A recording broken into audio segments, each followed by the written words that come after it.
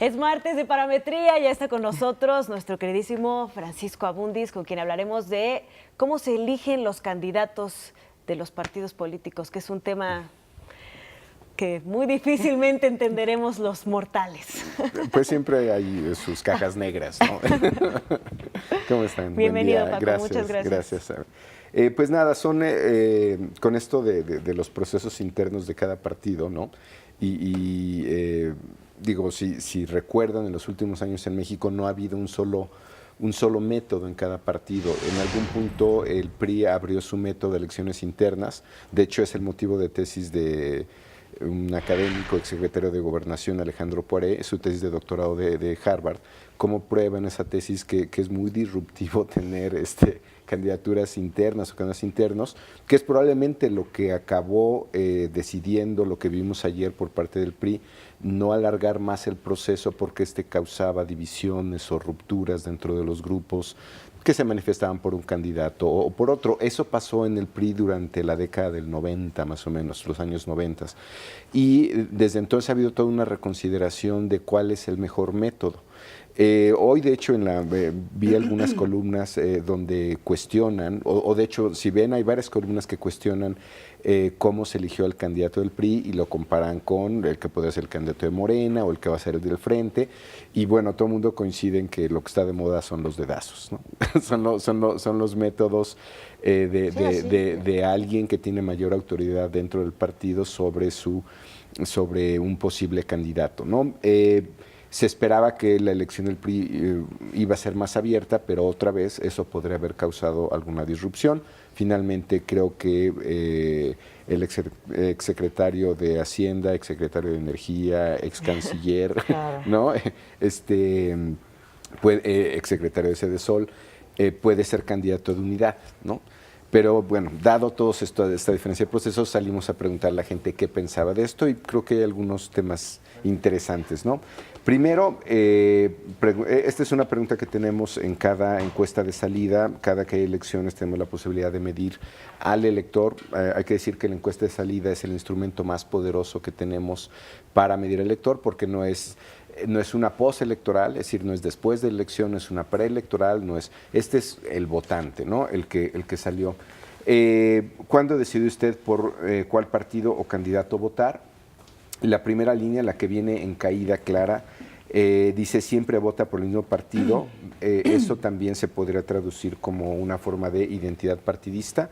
Si ven, sería 47% en esta primera medición, que es la intermedia federal de 2003, luego baja a 44% en 2006, baja a 38% en 2009, baja a 37% el 1 de julio de 2012 y está en 31% el 7 de junio del 15. Es decir, la gente cada vez vota menos por el mismo partido, o lo que es lo mismo, cada vez tenemos más volatilidad.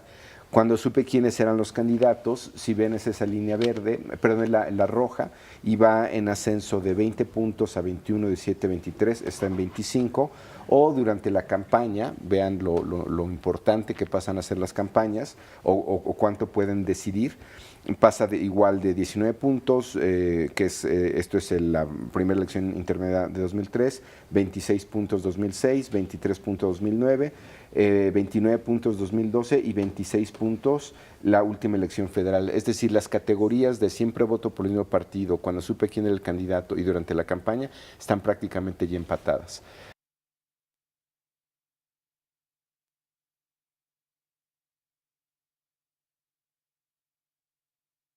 Y hoy en la urna se ha mantenido estable alrededor de 13 y la última que tenemos es 15%. Es decir, la importancia del candidato representaría hoy 1 de cada 4 votos. Ahora bien, si vamos a la siguiente diapositiva, por lo que sabemos hoy, cómo va a ser la elección según distintas fuerzas electorales, en la alianza virtual de Morena-PT, pues lo que se ha expresado hacia afuera es que es un método de encuesta, ¿no? Aquí un poco la crítica ha sido la falta de transparencia, quién está haciendo esas mediciones. Yo creo que aquí, digamos, si vamos a la experiencia reciente, por ejemplo, lo que pasó en la Ciudad de México, es difícil cuestionar el método como tal, porque muchas de lo que se reportó como variables era lo que ya reportaban otras mediciones públicas, niveles de conocimiento, opinión. Aquí, en todo caso, el cuestionamiento puede ser ¿por qué esas variables? Es decir, ¿quién decide qué variables se toman en cuenta? Frente Ciudadano, por lo que sabemos hoy, es la propuesta la construye la Junta Directiva del Frente Ciudadano, integrada por militantes y dirigentes de PAN, PRD y Movimiento Ciudadano. Pero creo que es el menos claro ahora. Y lo que sabíamos hasta el día de ayer del Partido Revolución Institucional, que probablemente termine siendo así, porque hoy, digamos, para efectos prácticos, José Antonio Mide es precandidato, ¿no? Habría una convención de delegados y delegadas, un poco como lo hacen los estadounidenses, los republicanos y los conservadores. Pero, bueno, eso es lo que sabemos hasta hoy de estos métodos.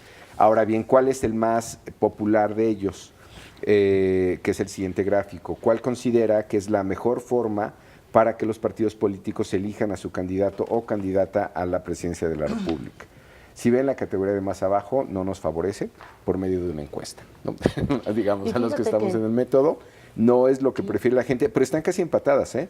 Por designación de la dirigencia del partido 31, y me llama mucho la atención, por votación de todos los militantes. La gente quiere democracia ilimitada.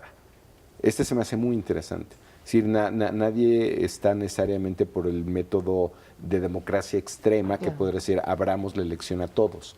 No, que voten los que son los militantes de ese partido. Aquí el método preferido podría tener el problema, salvo el caso de Acción Nacional, que muchos partidos no tienen un padrón de militantes, a diferencia de otros partidos en el mundo, digamos, ¿no? Donde sí tienes una credencial, estás registrado, se puede validar si eres miembro o militante de ese partido o no. En México, salvo Acción Nacional, el resto de los partidos siempre ha tenido problemas para distinguir sus militantes, lo cual haría este método más complicado. En el caso del Frente lo haría casi imposible, supongo, por los 3 partidos que lo constituyen. Habría que ver, pero es interesante las preferencias de la ciudadanía. Ahora bien, las siguientes 2, para serles franco, no sé bien cómo leerlas, a lo mejor ustedes me ayudan, porque en su opinión, ¿qué es mejor? ¿Que los partidos políticos cambien en cada elección la forma en la que deciden cómo seleccionar a sus candidatos a la presidencia, o que siempre sea la misma forma para decidir quién será el candidato presidencial? Que cambien en cada elección. No entiendo bien que siempre sea la misma forma. No sé si depende de elección, digamos, para serles franco, no es... Tal vez adecuado a las circunstancias, ¿no? Probablemente. Yo creo que probablemente es lo que quieren decir, ¿sí? ¿No? Pero bueno, esa es una lectura generosa. Te agradezco, Pati, ¿no? El estigma de no tener lo mismo, ¿no? De cambiar, de que haya una renovación. Una especie de renovación, ¿no? O de adaptarte a la circunstancia. Y luego vendría Yo lo veo como una cuestión adaptativa, más bien. De que depende del contexto que es mejor. Por supuesto. ¿No? De un pragmatismo. Que además así lo hacen los partidos. Bueno, a lo mejor está más apegada a lo que suele pasar, ¿no? O sea, nada más ya el público ya lo procesó y es lo que prefiere, ¿no? Y los últimos 2 gráficos que también me sorprendieron un poco. En su opinión, ¿qué partido político es el más democrático en las elecciones candidatos a ocupar un puesto de elección popular? Si fuéramos a los grandes números, no hay muchas diferencias entre PAN, PRI y Morena, que son como las 3 fuerzas electorales dominantes. Están en margen de error, pero sorprende un poco, no sé si estarán de acuerdo. Sí, por supuesto. Acción Nacional, 10%, PRI 12%, Morena 9%, PRD 4%, podría coincidir con lo que se conoce como identidad partidista. Claro. Probablemente estos son los electores con identidad partidista y no necesariamente es una opinión, es una opinión sesgada, ¿no? Que está filtrada por tu preferencia electoral. Y el que sigue, en todo caso podría tener más sentido por una discusión histórica. ¿Y qué partido político es el menos democrático en la selección de candidatos a ocupar un puesto de elección popular? Obviamente el PRI, por una tradición histórica, sí, no, digamos... No, por el tiempo en que ha gobernado. Como están hoy día los procesos en el país, sería difícil argumentar esto. Pero, históricamente es lo que se ha opinado, ¿no? 1 de cada 4 electores dice que el menos democrático es el PRI.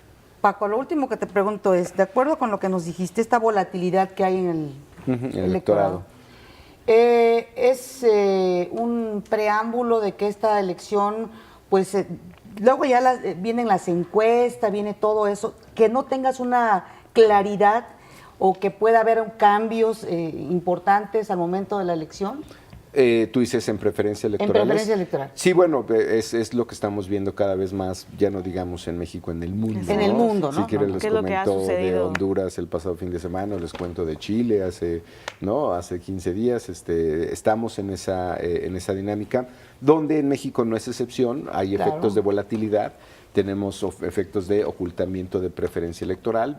Ya comentamos aquí que en las últimas elecciones locales del Estado de México y de Coahuila tuvimos niveles de voto oculto de entre 20 y 25%, es decir, gente que acaba de salir a votar no nos dice qué acaba de hacer, lo cual eso nos complica un poco más el trabajo, o en mediciones preelectorales donde pues ya cada vez más, digo, siempre se ha hecho, pero cada vez más estamos obligados a modelar la no respuesta y a veces algo que podríamos llamar el voto inconsistente, ¿no? Es el que, como dicen los de fútbol, esto no se acaba hasta que se acaba. Sí, claro. No, bueno, esto va empezando más bien. Esto va empezando. Esto va empezando. Pues muchas gracias, Paco, por estar con nosotros y darnos luz sobre temas importantes como esto que tiene que ver con el próximo proceso electoral. Así es, pues con mucho gusto y bueno, seguiremos analizando la información. Muchas gracias. Gracias, Paco.